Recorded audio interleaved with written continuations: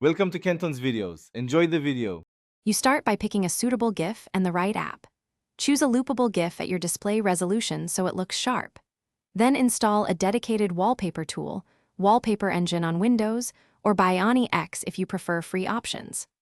Once done, close CPU-heavy applications and switch your power plan to balanced or high performance so animation runs smoothly.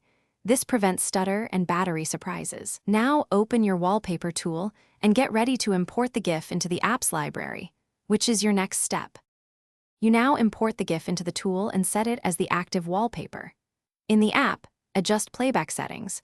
Choose a reasonable frame rate to balance smoothness and CPU use, set loop behavior to continuous, and scale or crop to fit your screen.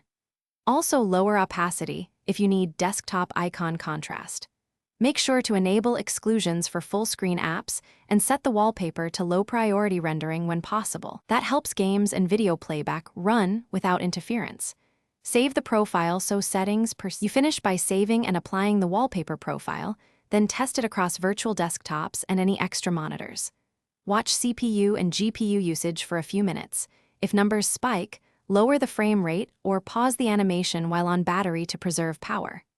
If the GIF won't display, reinstall or update the wallpaper tool and confirm your graphics drivers are current.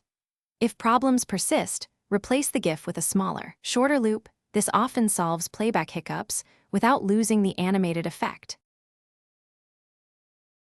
Thanks for watching. Consider subscribing if we helped you.